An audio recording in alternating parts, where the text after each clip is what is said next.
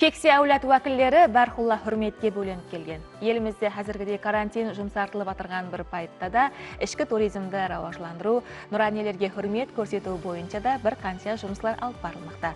Өзбекстан Республикасы Министрлер Кабинетінің нұранилерді мемлекет тарапынан қолдап қуатлау системасын және де жетілдірудің қосымша ләжлар хақындағы қарарына тикар, нұранилерді мемлекет тарапынан қолдап қуатлау жолында кексе әулет вәкілдері үшін мемлекет бойлап зиярат һәм саяхатларды шөлкемлестіру үшін бір қатар вазипалар белгілеп берілді. Осы тикарда елімізде қазіргі уақытта жұмыслар алып барылмақта. Нәубеттегі сюжетіміз міне осы мазмұнда давам етеді. Har qanday jamiyatning jasi ulkanlarga bo'lgan diqqati ham g'amxo'rligi оның madaniy darajasini belgilaydi. Әсіресе bizning xalqimiz uchun jasi ulkanlarga hurmat ko'rsatuv turmushimizning ajralmas bo'ligine aylangan.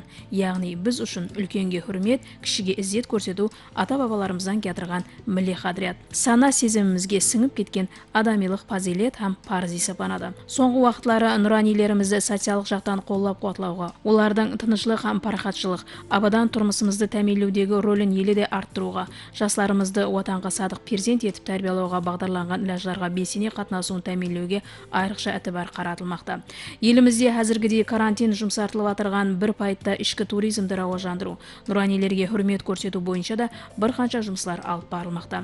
Өзбекстан Республикасы Министрлер Кабинетінің нұранилерді мемлекет тарапынан қолдап-қуатлау системасын және де жетілдірудің қосымша ләжлары хақындағы қарарына тикар, нұранилерді мемлекет тарапынан қолдап-қуатлау жолында кексе әулет вәкілдері үшін мемлекет бойлап зиярат һәм саяхатларды шөлкемлестіру үшін бір қатар вазипалар белгіленіп берілді. Әйне осы вазипаларды әмелге асыру бойынша Қараөзек районы махалле һәм шаңырақты қолдап-қуатлау бөлімі һәм Қараөзек пропан жауапкершілігі шектелген жәмиетінің қауендерлігі менен райондағы нұранилер Хиуа қаласына һәм еліміздің бір қатар зиярат орындарына барып келді. Өзбекстан Республикасы Министрлер Кабинетінің қарарына муафық 2020 жылдың ноябрь айы Өзбекстанда кекселер туризм айы деп белгіленді. Ақиқатында да бұл біздің кекселерімізге, нұранилерімізге болған үкіметіміз тарапынан, президентіміз тарапынан көрсетіліп атқан үлкен hürmеттің белгісі болып есептелінеді. Ақиқатында да міне осы айда кекселеріміз үшін, нұранилеріміз үшін жол қаражетлері, автотранспорт, авиақатынаулар, темір жол қатынастықтары, сонымен бірге міне мейманханалар, әммесі міне шегірмелер тикарында, жеңілдіктер тикарында нұраниларымызды қабыл етіп алыпты. Міне бүгін біздер Қараөзек районы нұранилер жәмиетлік кеңесінің атынан бір қанша нұраниларымызды, атап айтқанда 30-дан астам нұраниларымызды Хиуа қаласындағы міне Ишан қалаға алып келдік. Ишан қаладағы мавзолейлер, зиярат ханалар, һәм басқа да міне тарихи орынларды көріп біргелікте нұранилеріміздің міне алғысын алып жатырмыз. Бұнымен біздер шекленіп қалмаймыз. Осы айдың ішінде жақын арада Самарқан, Бұхара, сонымен бірге міне өзіміздің Мойнақ қаласы соңғы уақыттарда гүлдеп рауажданып жатырыпты. Сонан көруді ниет етіп отырмыз. Біз міне Қараөзекте бүгін саяхат менен Хиуаға келдік. Қараөзектегі жігітлерге рахмет. Біздерді алып келді. Бүгін бір саяхатқа алып, Хиуа Сұлтан Собадан берме айланып қайттық. Рахмет жігітлерге. Бүгін еліміздің социалық һәм экономикалық жақтан гүллеп рауажану жолында тынымсыз минет еткен, өздерінің жаслық күш жігерін аянбай жұмсаған нұрани ата һәм апаларымыздың бәршесі хүрмет ізетте. Олар үйіміздің періштесі, төріміздің жарасығы. Солай екен біздің елімізде жасы үлкенлерге хүрмет көрсетіле беріледі. Осындай әтібардан кеулі толған нұранилеріміздің де бүгінгі бақытлы тұрмысқа кеулілері тоқ. Заманымыздың тынышлығына, абадан тұрмысымызға шүкіршілік етіп, ақ патиясын беруден асла шаршамайды.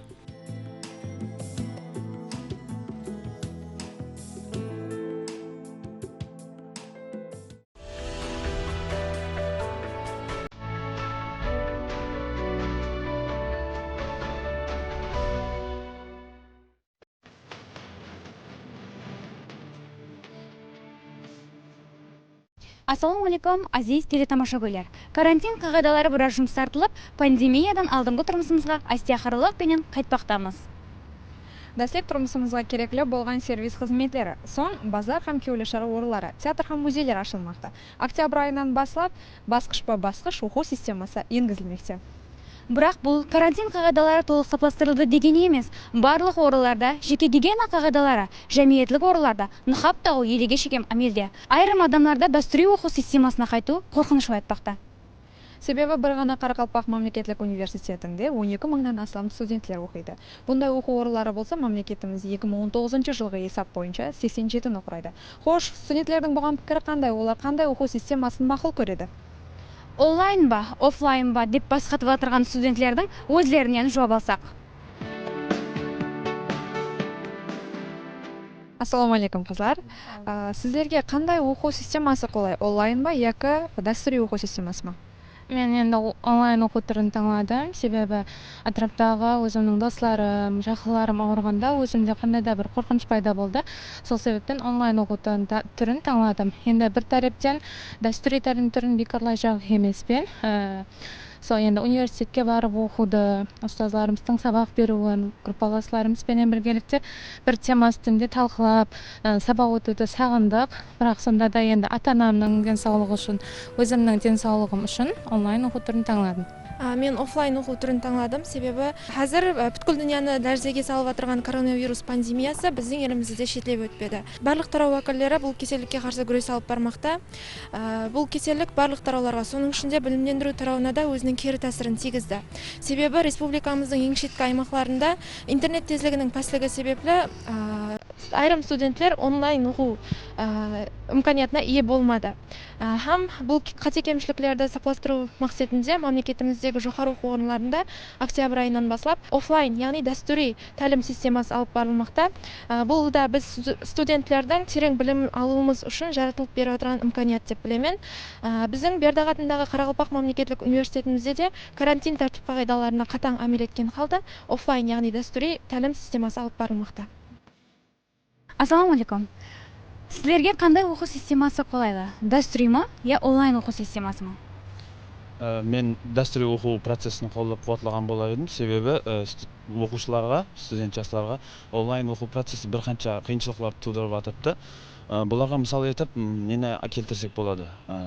Онлайн оқу процесінде интернет тармағының үзіліске ұшырауы, яғни болмаса байланыстың төмен болу нәтижесінде онлайн сабақтардың үзіліске ұшырап қалу, яки олма кейінге қалдырылуы. Екінші себебі бұл онлайн сабақ системасында оқытушының студентке пікірлерін өзі толық түрде жеткеріп бере алмауы, яки болмаса студенттердің сол пікірді толық қабылдай алмауы һәм онлайн сабақтағы студенттерменен бір-біріменен өзара сәубетлесу, пікір алмасу имканиятының жоқтығы болып есептелінеді. Және де сол онлайн сабақта программа дейді, яки дәстүрдің һәмменің толық түрде білмеуі, һәм бұған кеткен уақыт аралығында онлайн сабақлардың бір қанша кешіктірілуі, яки қалып қоюы, һәм ұстазлардың берген тапсырмаларын өз уақытында орындай алмай қалу машқалар келіп шығады деп ойлаймын. Біз бүгінгі дәстүри оқу системасы жүдә қолайлы болды, себебі біз бірінші курс студенттер онлайн сабақты елі дұрыслы үйлестіре алмадық, сондықтан офлайн оқу системасы біздегі жүдә қолайлы, себебі Нүкіс қаласында емес, ал районда жасайтын оқушыларда офлайн оқу системасы қолайлы. Бірақ гигиена қағидаларына бойсынған қалда оқуға келу шарт. Әлбетте бұл теңдестеріміз пікірі. Қандай түрде оқу процесіне қатынассақ та, өзімізге керекті болған білімді алуымыз шарт. Өйткені мақсатларымыз арман болып қалмауы керек. Бірақ денсаулығымызға да бейпарқ болмайық. Карантин қағидаларына әмел қылайық. Айдын келешегімізге жол алайық.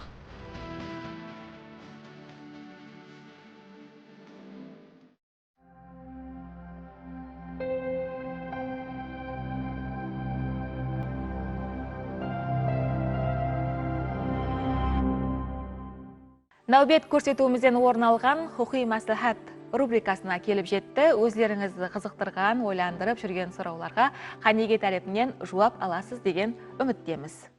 Мадат мемлекеттік емес, коммерциялық емес шөлкемнің Нүкіс қаласы құқи маслихат бюросы тарапынан бүгінгі күнде халыққа бейпыл түрде құқи маслихат һәм құқи түсінік берумен біргелікте олардың құқи санасын асыру, оларға қызықлы болған мағлұматтармен таныстырып бару, сонымен бірге низамшылықтағы жаңалықтармен оларды хабарландырып бару жұмыстарын алып бармақта.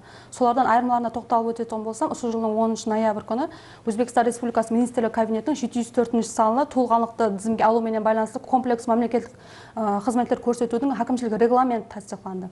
Оған көре бала туылған уақытта һәм сол туылған жердегі аймақлық медицина бөлімі тарапынан сол бала туылғаннан кейін бір күн ішінде ол бала һәм оның ата-анасы туралы мағлұматларды туылғанлықты һәм өлімді сонымен бірге перинатал өлімді электрон тізімге алу хақындағы өзлерінің мәлімдеме алмасу базасына кіртеді. Бұнан соң бұл мағлұматлар автоматик түрде ПХ бөліміне барып түседі. ПХ бөлімі 3 сағат ішінде бұл мағлұматларды үйреніп шығып, баланың туылғанлығы хақындағы гуалығын рәсмилестіріледі.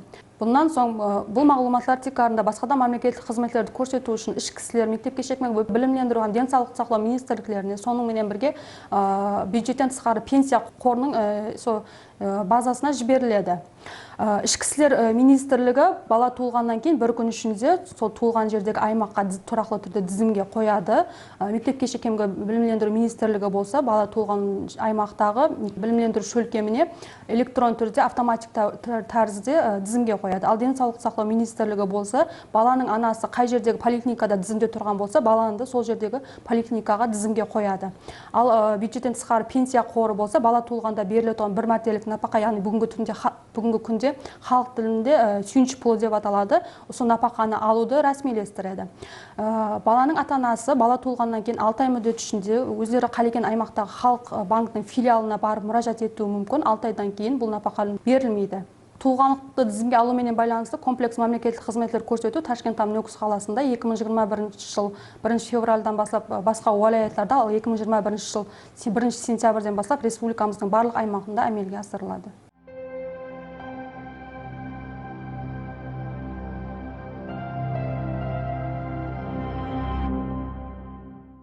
Ата болдың нағыз ықбалы алық, бақытлы дәураныңды мақтады қалық. Сонда сен ұлыңды алдыңа алып, қай тілде жырладың ана тілімде. Менет зауқын сүріп бақтың озғанда, ілхам пері қолын созғанда, һәм елің хақында қосық жазғанда, қайсы тілде жаздың ана тілімде. Шайыр бар екен әлбетте ана ватан, ана тіл хақында қосық жазбауы мүмкін емес. Бұйыл ана тіліміз болған Қарақалпақ тілінің мемлекеттік тіл белгі алғанына 31 жыл толады. Бұл тарихи хүжеттің қабыл етілуі менен өткен жылдар давамында ана тіліміз беккем хухитикарға һәм жоғары статусқа ие болды. Ешбір нәрсе аңсатылық пенен қолға кіргізілмейді. Тарихым саң, тағдырым сен, келешегім сен, ана тілім деген идея бүгін әрбір замаласымыздың жүрек төрінен орын алған. Осы мазмұнда таярланған сюжетке нәубетті береміз.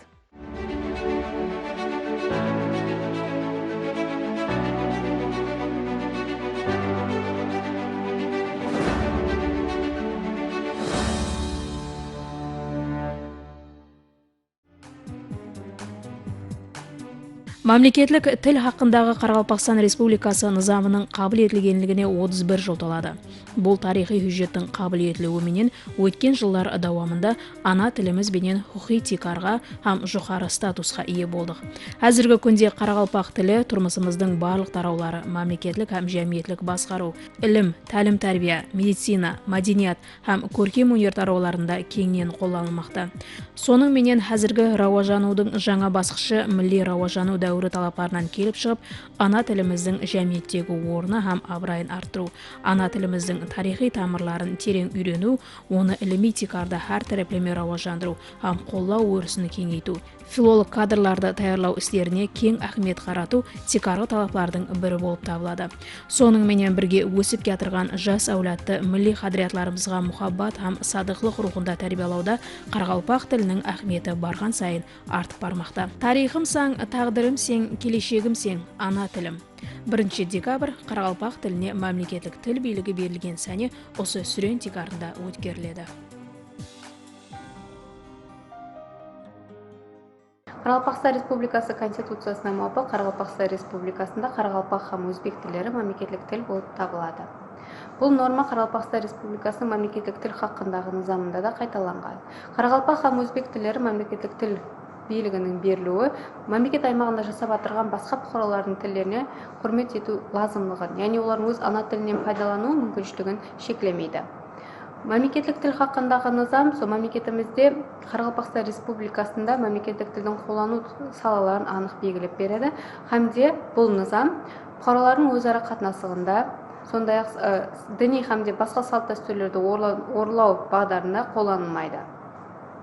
Қарақалпақ һәм өзбек тілдері мемлекеттік тіл билігі берілгендігін есапқа алған халда мемлекетімізде жергілікті мемлекет хакимият ұйымдары, мемлекеттік басқару ұйымдарында іс жүргізу мемлекеттік тілде алып барылады. Сондай-ақ зәрулікке қарап басқа тілдерде де қайталануы мүмкін. Қарақалпақстан Республикасының мемлекеттік тіл хақындағы низамына муафиқ Қарақалпақстан Республикасында жасап отырған har qaysi millat vakillari o'zining ismin, akasining атын hamda familiyasin milliy tarixiy dasturlarga takrorlangan holda yozuvi mumkin. Бұл низамға муафиқ Қарақалпақстан Республикасының телевидениесі, радио естірулері, баспалар, сондай-ақ почта телеграф жөнелтпелері мемлекеттік тілде алып барылады. Һәм зәрулікке қарай басқа тілдерде әмелге асырылуы мүмкін. Мекемелер, шөлкемлер, жәмиеттік бірлестіктердің мөрлері, штамплары һәм бланклері мемлекеттік тілде әмелге асырылады. Қысқартылып қойылатын атамалар, хабарландырулар, аудио мағлұмат текстері мемлекеттік тілде рәсмилестіріледі һәм жарияланады. Соны айрықша атап өтуіміз керек, мемлекеттік тіл хақындағы низамға муафиқ Қарақалпақстан Республикасында мемлекеттік тілді, ямаса басқа да тілдерге менсінбейміз, оларға қарсылықпенен қатынас жасау қадаған етіледі. Бұқаралардың қарым-қатынас, тәрбие һәм оқу тілін еркін таңдау құқығын әмелге асыруға қарсылық ету өз алдына жауапкершілік келтіріп шығаратуын ескертіп өтеміз. Тіл қарым-қатынас құралы. Дүнияда әрбір инсан тіл арқылы пікірлерін баянлайды. Егер инсан өз ана тілін қанша жақсы білсе, ол тілге хүрмет болып есептелінеді. Дүнияда барлық халықтар өзінің милли ресми тіліне ие деп айта алмаймыз. Қанегелердің пікіріне қарағанда, қазіргі уақытта әр 2 аптеде бір тіл жоғалып барылады екен. Бұл дегені осы тілде сөйлейтін халықтың миллетінің жойылуы деген сөз. Қарақалпақстан Республикасының мемлекеттік тіл низамын қабыл еткеніне 31 жыл толды. 31 жыл ішінде Қарақалпақстан Республикасында тілге деген хүрметтің қанша елде рауажланғанын біз бәріміз біргелікте көріп келатырмыз, естіп келатырмыз. Міне сол тіл низамына шекемгі рауажланулар әрбір Қарақалпақстан Республикасында жасаушы инсанларды, адамларды қуандырады деп есептейміз. Себебі Қарақалпақстан Республикасындағы латын жазуы текарындағы шығып атырған оқу қолданбалар, сабақлықлар, мақалалар, телекөрсетулер, радиолық естірулер бұл Қарақалпақстан Республикасында жасаушы халқымыз үшін олардың өзінің ана тілінде сап, таза, анық сөйлеуіне жетілістірді, рауажландырады, еледе деп есептейміз. Мысалы, соңғы 1 жылдың ішінде Қарақалпақстанда Қарақалпақ тілінде, өзінің ана тілінде 10 ілім кандидаты, доктор наук жетілістірді. Бұл 10 ілім иелерінің өзі Қарақалпақ халқындағы әрбір Қарақалпақ халқының тарихи темалары бойынша жұмыслар істеп, олар текарында бірнеше мысалларды, әдебиетларда жарық көрсетті. Атап өтетін болсақ, биылғы жылы Қарақалпақ тілінде Қарақалпақстан Республикасында терминологиялық орайдың ашылуы бұл Қарақалпақ халқы үшін, Қарақалпақ тілі үшін жетіскерлік болып табылады. Қарақалпақ тіл байрамында біз Өзбекстан қаһарманы Қарақалпақстан Республикасының халық шайыры Ибраим Юсуповтың ана тіліме қосығын айтып өткіміз келеді. Мысалы, ана тілім сен басқадан айырмам, сен тұрғанда мен де әдеуір шайырман, сонша қатал сүргүллерде жоғалмай, бұл күллерге жеткеніңе қайылман дейді. Міне сонша қатал сүргүллерде осы күнге шекемгі жетіп келген тіліміздің қадірін біз әмеміз білуіміз керек. Тек тілші емес, барлық Қарақалпақ халқы өзінің ана тілінде таза, анық сөйлеуі керек. Бүгін сонша әсірлерден өтіп, осы күнге дейін жетіп келген ана тілімізді қадірлеу, оны келешек әулетқа жеткеру әрбір инсанның міндетті вазифасы. Халқымызда өзге тілдің бірін біл, өз тіліңді хүрметле деген гәпте үлкен мәні бар.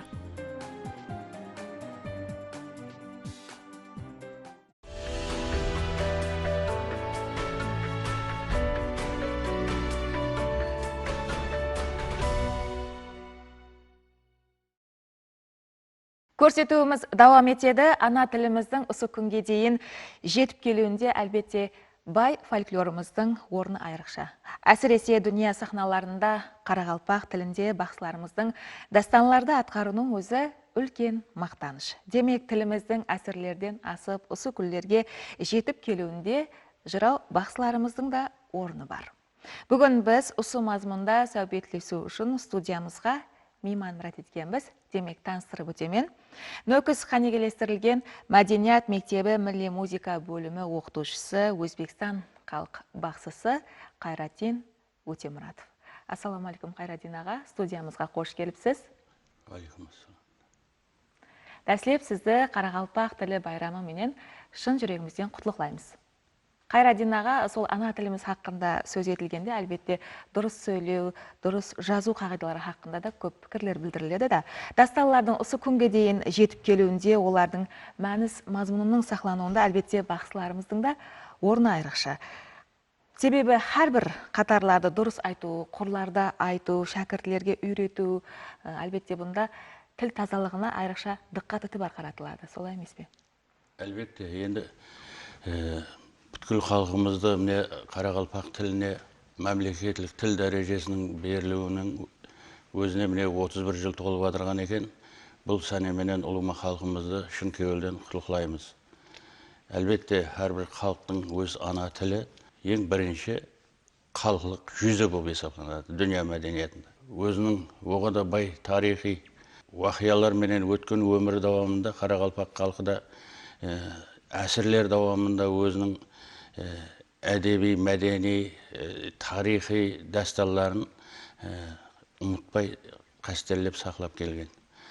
Міне бұларды халықтың арасында айтуда, халыққа жеткеруде, халықтың рухи жақтан азықлануына бірден бір үлкен үлес қосқан бұлар жыраулар һәм бақсылар болып есептелінеді. Себебі халық жиналған жерде дастарларды тыңлау, дастарлардың атқарылғандағы уақияларынан рухи азық алу, һәм оларды саз дауысқа салып, өзінің жағымлы ауазыменен айтқаннан кейін бұл дастарлардың тәсір күші және де артатұғын болған.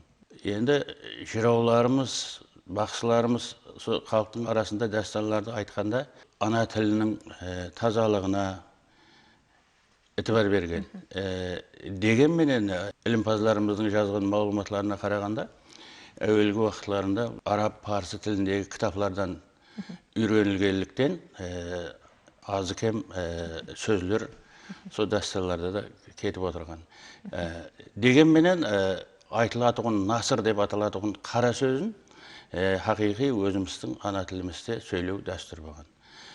Қосқыларына келгенде айрым сөзлердің айтылуы со араб, парсы әрпіндегі жазылған сөздерге бұрынғы ескі шағатай тіліндегі ырғақларға тартыңқырап тұрған. Халқымыз оғада бай тарихи деректерге ие деп отырмыз. Мінекей Қарақалпақ халқының 100 томлық фольклоры баспадан шықты. Бұл 100 томлықтың ішінде қаншадан қанша дасталлар бар. Һәм бұлар дүния еллеріне тарап жатырыпты. Һәм біздердің қазіргі уақыттағы бақсыларымыз, жырауларымыз дүнияның қанша жерлеріне барып, олар өзінің ана тілінде, Қарақалпақ тілінде жыраулар атқарған батырлық дасталларын, бақсылар атқарған ашықлық дасталларын атқарып келмекте. Бақсыларымызды, жырауларымызды тыңлағанда оларға өзлерінің тіліне аударып береді. Дегенменен Қарақалпақтың өз тілінде атқарылады. Бұл да бір халқымыздың сондай өз ана тіліне деген хүрметі болып есептелінеді. Басқалардың да сондай хүрмет қылатұғылығын білдіреді. Жырауларымыз, бақсыларымыз жаңағы айтқандай, халықтың ең бір рухи азықландырушысы, рухи жақтан күш қуат береді оған, ерлікке, батырлыққа, отанды сүюге, отан хақындағы жақсы пікірлерді пайда етуде, ел халқына қызмет ету рухын пайда етуде дастарлардың тұтқан орны оғада үлкен. Juda жақсы. Қайратин аға, осы жерде бізді тамашалап отырған жас бақсыларға қандай жол жоба айтар едіңіз? жас бақсыларымыз қазіргі уақытта хабарыңыз бар шығар, Қарақалпақстан телевидениесінде бақсылар лапызы көрсетуі бар, һәм де ұлы зібан көрсетуі бар. Бұл ұлы зібанға біз қазір 13-тен астам дасталарды сол жас бақсылардың атқаруында жазып алуға ерістік. Соның бір жағында өзімен болғандықтан бұл дасталарды атқаруда әлбетте біз тіл тазалығына бәріне етібар беріп жазып алғанбыз. Бұл дасталар қазіргі уақытта телевидение арқылы халқымызға інәм етіліп, көп жақсы пікірлер пайда етіп жатыр. Онdan қалай берсе, дастан кешелерін өткеру, құр өткеруді баслап, 3 жерде өткерген болсақ, кейін ала пандемияға байланыслы бұл тоқтап қалды. Бірақ халқымыз сондай жақсы көріп, қабыл етіп жатыр еді. Hem bu dastanlarda құр болып тыңлау, сол бір жақсы дәстүрге айланып келе уақытта мына коронавирус пандемиясының себебінен іркіліп қалдық. Дегенменен жастарымыз елде дастарларды үйреніп жатырыпты. Олар тоқтаған жоқ. Олар қызығушылықпенен сол дастарларды атқаруға жүдә күштар. Hem бұл өзлерінің бір пидайы екенлігін, сол халқымыздың көркем өнерін hürmet қылатындығын көрсететін бір тарихы деп ойлаймын. Әлбетте тілде шұбарламай өз dastanımızдағы атқарғанымызда әлбетте оның әһмиеті оғада күшлі болады. Тіл миллеттің айнасы деймін. Міне сондай біздің ана тіліміз оғада бай сөздерменен келтіруге болатығын, бір ауыз сөздің өзін бірнеше сөздерменен келтіруге болатығын имканиятлары бар. Бұлардан кең пайдаланса, халқымыздың тілі бұрынғыдан да бетер байып һәм мазмұн пайда етіп бара береді деп ойлаймын. Әлбетте бақсышылық тарауы, сіз жоғарыда айтып өткен құрлардың шөлкемлестірілуі біздің ана тіліміздің тазалығын сақлауда өзінің белгілі дәрежеде үлесін қосады деп ойлаймыз. Қымбатлы уақытыңызды бөліп студиямызға келгеніңіз үшін сізге minnettarchilik білдіреміз. Алдағы жұмысларыңызда тасқын табыстар тілейміз. Байрам және бір мәртебе құтлы болсын. Әммеге де байрам құтлы болсын.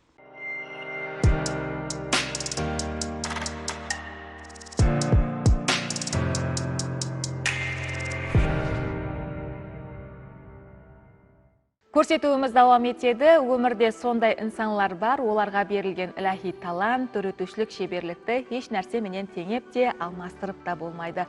Осындай иләһи талант иесі Өзбекстанға қызмет көрсеткен жастар ұстазы, Қарақалпақстан халық художнигі Жеңіс Лепесовтың 75 жылдығына арналған формалар ұйқасы атамасындағы жеке көргізбесі болып өтті. Өткерілген көргізбе хақында музейге саяхат рубрикасында сөз етеміз.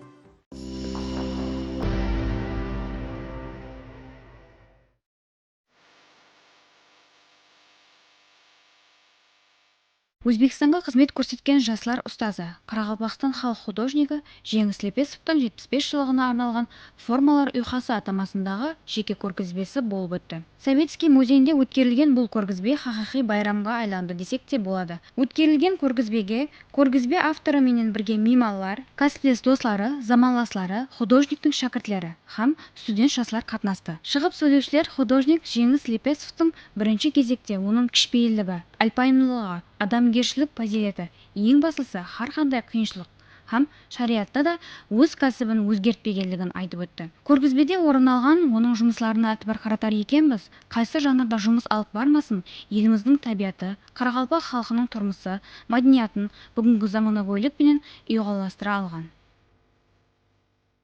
Бұл көргізбенің тек арғы мақсаты бұл жастарға ұстаз художникті оның дөретушілігімен жақыннан таныстыруға, жастарда өз ватанына деген сүйіспеншілік рухында тәрбиялау. Сонымен бір қатарда бұл көргізбенің өзі сол жастар үшін үлкен бір шеберлік мектебі, мастер-класс ретінде орын алып тұрыпты. Бұл художник туралы көп затлар айтсақ болады, себебі ол көп жылдардан бері дөретушілікпенен біргелікте көркем өнер мектебінде мұғалім ұстаз сыпатында да көптеген шәкіртлерді даярлап, осы Өзбекстан Республикасыны Минет сіңір жастар ұстазы атағына ие болды. Қарақалпақстан халық художнигі. Міне бұл көргізбеде әзір өздеріңіз куәсі болып отырсыз. Бұл художниктің текарынан орын алынған ең бір жақсы көретұғын жанрларының бірі бұл пейзаж жанры. Бұл жерде Қарақалпақстанның бір сұлу табиғаттың өзінің осы шығармаларында, картиналарында реңлер арқалы, формалар арқалы көрсеткен. Бұл художник біздің Советский атына мемлекеттік көркем өнер музейі менен қаттыға тығыз байланысты. Әзірге дейін әр аптеде дерлік музейімізге келеді. Өзіне рухи азық алып, бәлкім художникке бір қандайды бір илһам беретұғын шығар деп ойлаймын. Себебі бұл художниктің оның картиналарынан көріп отырмыз. Көптеген осы біздің музей коллекциясында сақланып атқан рус авангард художниклерінің бір қандайда бір солардың картиналарына да ұйқаслығын, оның формалары, кубизм арқылы суретлеу өнерінде өзінің тараулары бар. Кубизм болама, абстракционизм, я болмаса авангард жөнелістер бойынша да. Бұл художниктің әзіргі біздің музей коллекциясында сақланып экспозиция тұрған бір сазенделер деген шығармасы. Бұл кубизм осы жөнелісінде көптеген арқылы осы кубизм жөнелісінде Пикассо, сол художниклерге бір солардың шығармаларынан бір илһам алып ісленген шығарма. Жеңіс Ағалепесов көптеген жылдар давамында осы музейдің бірінші директоры Игорь Витальевич Савицкий директор уақытында да ол адамменен көптеген тығыз істескен. Тек қана ұстазлық етпесте Қарақалпақстан художниклерінен сонымен бірге осы Қарақалпақ художниклерін қолдап қуатлаған. Сол уақытлары осы Игорь Витальевич Савицкий осы Жеңіс Ағалепесовтың көптеген шығармаларын музейдің коллекциясына алып, қазіргі күнде музейдің экспозиция заларында жүзге жақын шығармалары сақланып келмек, экспозиция заларында қойылған. Балалықтағы қызығушылық пенен сурет салған арзу арманлар бүгін оны халық художник дәрежесіне жеткерді. Ол осы жылдар аралығында белгілі ансалар менен ислесті. Савицкий менен бірге жүруі, ол үшін өмірде де, кәсіпте де үлкен тұрмыс һәм шеберлік мектебі болды. Дүнияда һәме өз кәсібінің ұстасы, пыдайысы болуы мүмкін. Лекін ұстазлық дәрежеге ерісу, шәкіртлер жетістіру үлкен талант һәм бақыт. Халқымызға белгілі ұстаз, жастар ұстазы Жеңіс Ағалепесовтың формалар ұйқасы атты көргізбесінде қатынасып жатырмыз. Көргізбе енді бұл Жеңіс Ағалепесовтың кішкене айтып кететін болсақ, Жеңіс Аға бұл жаңада шығып сөйлеушілер айтып кетті, жастар ұстазы, ұстаздардың ұстазы деп. Себебі бізде бір уақытлары 80-ші жылдары Нөкісте, Глер атындағы мектепте оқыдық, сол Жеңіс Ағаның қолына бардық. Сол Жеңіс Ағаның қолынан бірінші тәрбие алдық, қалемді ұстауды үйретті. Сонымен бірге тек қана мына көркемөнер тарауында емес, ал өмірде ұстазымыз Жеңіс Аға. Оны айтып кетуіміз керек, өзі жаңада шығып сөйлегенде айттым, жеңіс деген сөздің өзі бір аттың өзі. Бұл жеңіс, яғни һәмме нәрсені жеңіп шығады. Төзімділікке, күресуге, тұрмыста ол аңсат болмайтұғын, бірақ барлық қиыншылықтарды жеңіп шығып, осындай 75 жасында көргізбе өткізіп жатыр. Мен бірінші шәкірттердің бірі болып 80-ші жылдар қолында оқыдым. Соның үшін әрдайым осы уақытқа шейін қандай жетіскендікке жетіссек, барлығы сол Жеңіс Ағаның тәлім тәрбиесінен деп ойлаймын. Себебі бұл минетінің арқасы бізге дұрыс жол жоба көрсетіп, әзірде әрқилы себептерменен көркемөнер тарауы болсын, басқа да өмірдегі мәселелер бойынша барып, ұстаздан мәслихат алып тұрамыз, ойласып тұрамыз. Осы уақытқа дейін һәм үйретушілікпенен шұғылданып, һәм педагогикалық жұмысларды қоса алып бару, сонымен бірге һәм қаншамыз шәкіртлер жетістіру, бұл һәмменің қолынан келмейтін, тек қана Жеңіс Ағаға ұқсаған төзімді, минеткеш инсандардың қолынан келеді деп есептеймін. Ұстазымызда бір жақсы бір үлгі алатындай бір қасиет бар. Бұл картиналарындағы бұл формалардың өзіне тәнлігі, формалар менен өзінің ойлаған пікірлерін тамаша көйлеге жеткеріп беру. Біздердің институтта оқып жүргенімізде ұстаздарымыз айтатын еді, егер форма сұлу болмаса, оны ешқашан рең құтқара алмайды деп. Сол ұстазымызда бір үлкен художник үшін бір үлкен жетістіктік деп есептаймын. Міне ұстазым деп қайта-қайта айтып жатырмын. Мен өзім лицей интернатта оқып жүрген уақытында мен өзіме ұстаздық еткен, біздердің өзінің шәкіртлері үлкен жетістікке еріскен. Көпшілік шәкіртлері көркемөнер, мәдениет тарауында өзінің жұмысын алып барып жатыр. Тек қана жұмыс алып бармай, үлкен жетістікке ерісіп келмекте. Тек қана Өзбекстан көлемінде емес, дүние жүзіне танылып жатыр шәкіртлері. Ұстазымыз біздерді оқытқан уақытлары бір өзінің педагогтығымен айырылып тұратын еді. Бәршеміз осы көркемөнер тарауына, мәдениет тарауына бір өзіне айрықша бір мұхаббат оятып, бір сүйіспеншілікпенен біздерді оқытты. Һәм шәкіртлері көпшілігі Ташкент қаласында Камалидин Бекзат атындағы көркемөнер институтына оқуға түсіп, өздерінің бір дөретушілігін алып бармақта. Бұл инсан ешқашан ерінбейтұғын, біздер үшін өздерінің үйінен алып келіп, бұйымларды алып келіп, натюрмортлар қойып беретін еді, ерінбейтұғын еді, портретлер жазуға үйретті. Бірінші қолымызға қалем алып, суретлеу тарауына бір қызықтырған инсан сипатында, бір ұлы инсан сипатында көремін. Өткерілген көргізбе хақында сөз етер екенбіз, сіз де уақыт тауып тамашалап, рухи демалың. Табиғат көзалаған әр қилы жанрда сәулеленген картиналардан өмір философиясын іздең.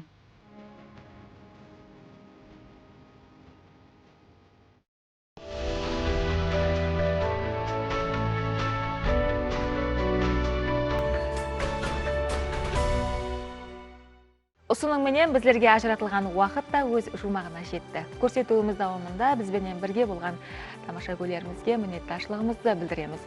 Бүгінгі күнге жобаластырған істеріңіз жақсы нәтижесін берсін. Жақсы адамлар жолдасыңыз болсын тілекте бүгінгі көрсетуімізді жұмақлаймыз. Сау, саламат болың.